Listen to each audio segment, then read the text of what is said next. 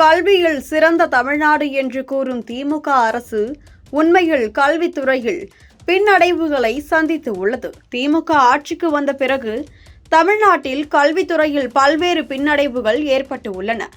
பள்ளிகளிலும் கல்லூரிகளிலும் chocolate, stamp மாத்திரைகள் போன்ற பல்வேறு வடிவங்களில் போதைப்பொருள் புழக்கம் அதிகரித்து உள்ளது. மாணவர்கள் வகுப்பறைகளில் இவற்றை பயன்படுத்துவதை வீடியோக்கள் மூலம் காண்கிறோம். மேலும் டாஸ்மாக் கடைகளில் பள்ளி மாணவர்கள் மது வாங்கி குடிக்கும் அவல நிலையும் உருவாகியுள்ளது.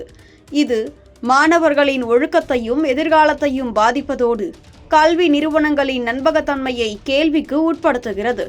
அத்துடன் மாணவிகள், குறிப்பாக சிறுமிகள், பாலியல் துன்புறுத்தலுக்கு ஆளாகி ஆசிரியர்கள் உள்ளிட்ட பலர் போக்சோ சட்டத்தின் கீழ் கைதாகி உள்ளனர். பள்ளிகளில் மாணவர்கள் மர்மமான முறையில் உயிரிழந்த சம்பவங்களும் பதிவாகி உள்ளன.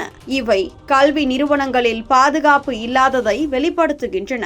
மேலும் திமுக ஆட்சி நீட் தேர்வை ரத்து செய்யும் ரகசியம் தங்களுக்கு தெரியும் என பிரச்சாரம் செய்து ஆட்சிக்கு வந்தாலும் அதை நிறைவேற்ற முடியாமல் தோல்வியடைந்து மாணவர்களிடையே குழப்பத்தையும் ஏமாற்றத்தையும் ஏற்படுத்தியுள்ளது.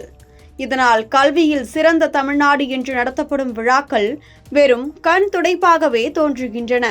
கூடுதலாக 208 அரசு பள்ளிகள் மூடப்பட்டு கிராமப்புற மற்றும் பொருளாதாரத்தில் பின்தங்கிய மாணவர்களின் கல்வி வாய்ப்புகள் பறிக்கப்பட்டு சமூக ஏற்றத்தாழ்வு மேலும் அதிகரித்து உள்ளது. இவை அனைத்தும் திமுகவின் கல்வித்துறை நிர்வாகத்தில் உள்ள பலவீனங்களை தெளிவாக காட்டுகின்றன.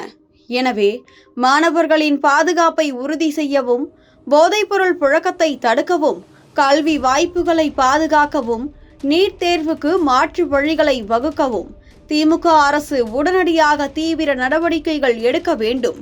இல்லையெனில் கல்வியில் சிறந்த தமிழ்நாடு என்ற கூற்று வெறும் வெற்று முழக்கமாகவே நீடிக்கும்.